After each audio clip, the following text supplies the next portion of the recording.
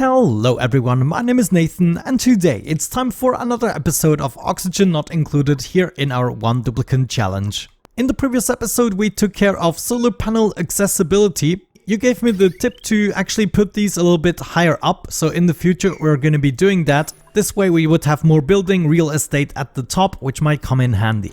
In today's episode we're going to take care of various things that need doing. One thing I would like to do is get my base a little bit closer to preparation for the next transformation. And we're going to talk about what that means once we actually get to it.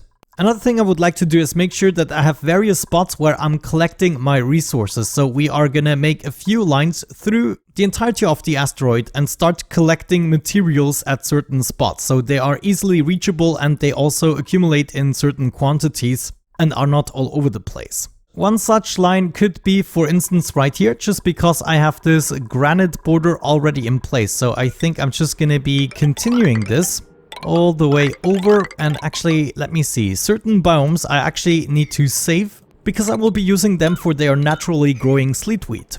And then I'm probably going to end up with another division right here. And I would like to see one more on the top, maybe right there. Yeah, let's see how something like that is going to serve us.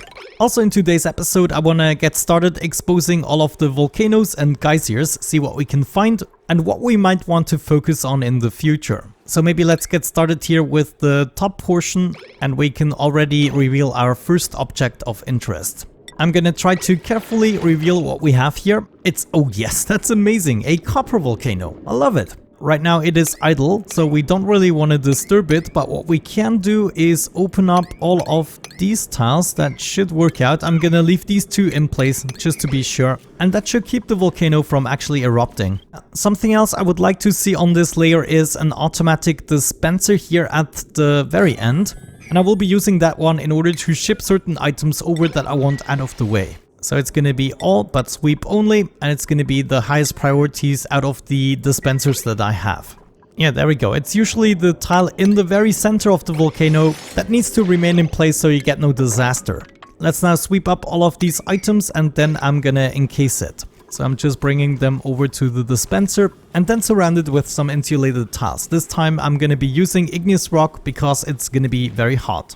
But yeah, let me go ahead and actually make some progress on all of these lines. I'm gonna try to finish these all because we have quite a few things ahead of us that I want to see completed in today's episode. So I'm gonna catch you in a couple of cycles. Alright guys, we are back. It is a couple of cycles later and I managed to dig out a whole bunch of stuff. I made another layer right here. I also encased whatever geysers we could find, such as this cool salt slush geyser. There's another one that I encased the water geyser here. This one here is coming out hot at 95 degrees. I also discovered another cool slush geyser, but this one wasn't dormant.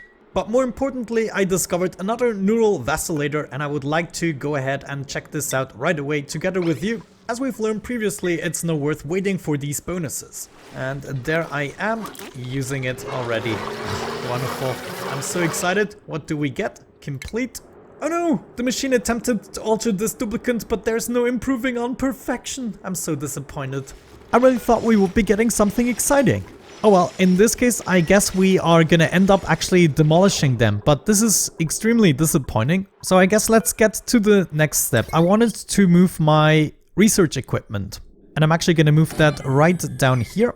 Together with the research station, and everything can be hooked up to the same cable because we'll be only needing one machine at a time. That also means I can get rid of the supercomputer here and this setup, and I can get rid of the research station. Over time we'll be remodeling the base, and one of my first goals is going to be to set up a secure storage here for my items.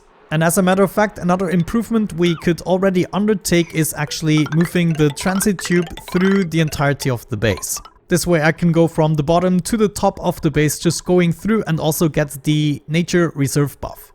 Something else you noted in the comments section, the need for insulated tile below the glass forge actually got patched out. So in this specific case, it would just have been more beneficial to leave the cold tiles in place instead of putting the insulated tiles, but alas, that's why I have you guys informing me about the patch notes. Something else I would like to do is move my water storage downstairs here, and for that purpose I'm gonna encase this a little bit in sandstone tiles, and this is gonna be our new collection area. We will also have to move our pump, which is gonna go down here, first up and over. And I think on the very right side, I would like to set up a ladder so the cable can just come down like so, and there would be my ladder. Geez, it's gonna be so satisfying once we actually dug out the entirety of the terrain. By the way, I now increased the amount of experience I'm getting from athletics because we went above the 20 base stat mark. There are my transit tubes already coming out of the base, nice. And now I'm working on the new water basin. And I actually think instead of going to the left over here, I'm gonna be moving over right at this point. That also means we need to reroute the cabling somewhat. Alrighty, we are back. It is dozens of cycles later. I decided to go all in excavating the left top portion of the planetoid. I have to say it took a while, but it was worth it. My dupe here is now above the excavation level 20, so I multiplied the experience level for that skill by 3. Now with all of this terrain excavated, I have all the materials on the floor, and my next goal is to collect these materials on the right side, so in the center of the base, and this way I will have a very easy time to distribute the items accordingly. Now I would like to do this as efficiently as possible, so we'll distribute a couple of these auto sweepers. How much power do they take? 120 watts. Actually that makes me want to try out something. What if we had our auto sweepers like this and then set up some automatic dispensers? Let's see, the next one would have to go over here and then another one right there. And this way the first auto sweeper can reach the automatic dispenser and the next one will be able to pick the items up from the dispenser, putting it into the next one. And since this process is only gonna take a short amount of time, why not set up a manual generator or a coal generator? Depending on how fast this is gonna go, this might even be quicker. So let me actually try this out. It's not gonna be in vain. At the very least, we're gonna get some more athletics and operation skills. Though honestly, I'm probably also gonna need a battery to make more sense. And I also would like to get rid of the ladders on the top so we really have all the items. There we go. Gotta love it. I just couldn't live without chain deconstruction. I'm just gonna go ahead and do whatever for the rest of the cycle, and then the next day we're gonna build this and use the manual generator. I just want to know if this is actually a viable solution. If not, we're just gonna switch to a coal generator. Nice, my athletics skill modifier raised to 28 with all the bonuses.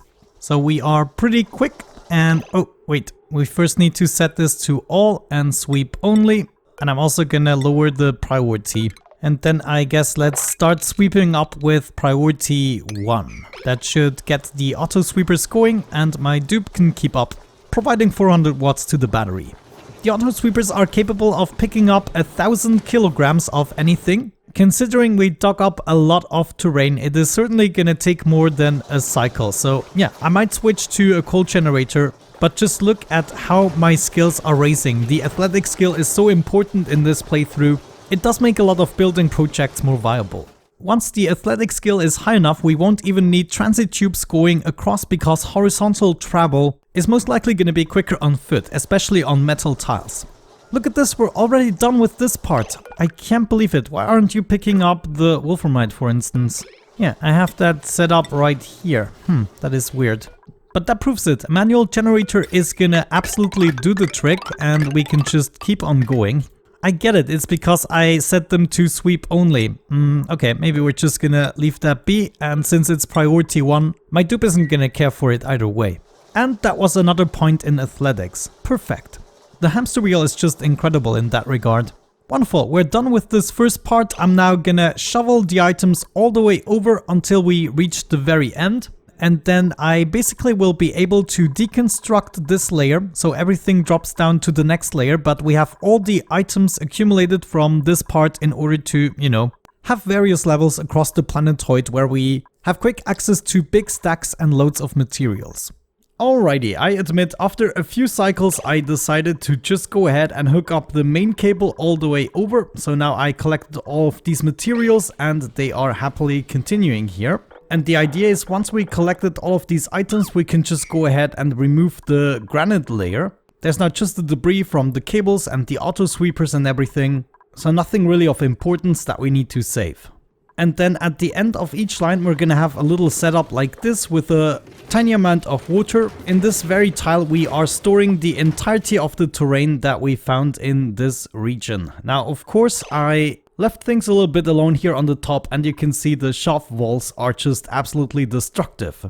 So I figured maybe now it's time to get rid of the rest of them. Let's see, let's just go ahead and kill everything that we can find here and also dig up the terrain again. I mean, this is just absolute insanity. We need to kill these vile destructive creatures.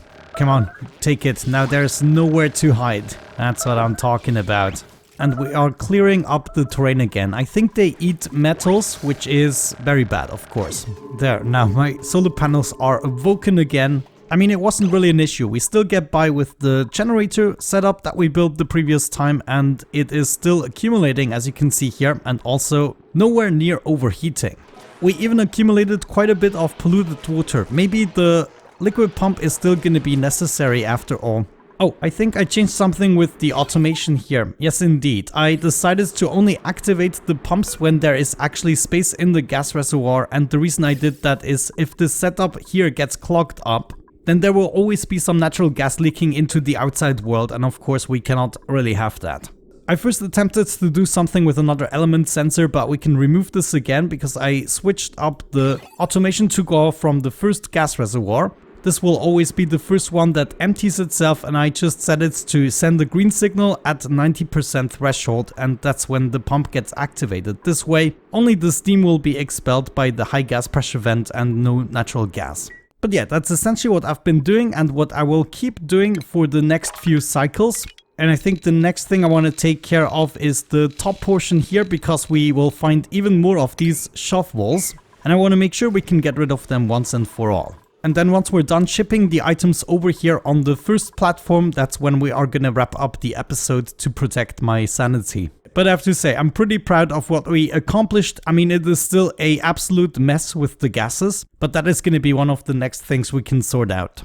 And as soon as I find one of these nasty buggers, I wanna go ahead and kill them right away. Though right now it really seems like we got rid of them all. Maybe one more thing we could do is set up a storage bin here on the top and collect all of their eggs. This way they will be converted to eggs instead of creatures. There it is, critter eggs, and we just want the shaft wall eggs. Have this at priority 7, so we collect them right away. Oh, looks like there are none in this world at the moment. That is curious. I thought I saw some. What is this guy doing here? Ah, jeez. Well, I guess it's not really gonna bother us in this case. But yeah, I'm still highly disappointed and offended to find this creature there. Every now and then I get another school of Paku from the printing pod, and they just make their way over to the water pool. This is kind of my emergency food reserve in case I cannot keep up. The number up here is a little deceptive because a lot of the time it's just the creatures that are dying around the world that give me a lot of meat, but of course everything is spoiling rather quickly since I don't actively pick it up right away. It would be just a waste of time. But I really like the idea of the materials collection on one side, and whenever we have a building project, we're gonna make sure we have a quick access to these materials to the building site. And it's really worth it getting this properly prepared. We're now also ready to take apart this auto sweeper, and it looks as though the one here on the top is done as well. Yeah, this is really good. We're getting somewhere. No, oh, I found another one. Oh no, this one is really far down. That's not good. But look at that, by now the abyssalite digging is really quick. I mean, if you compare that to how it is in the beginning, this is just no comparison anymore. Now it just occurred to me, I will need to keep the heavy watt wire in place in order to continue this all the way to the right side. So from the right side we want to bring the materials all the way over to the center as well. And we're possibly just gonna stack it inside this little pile here, little in quotes.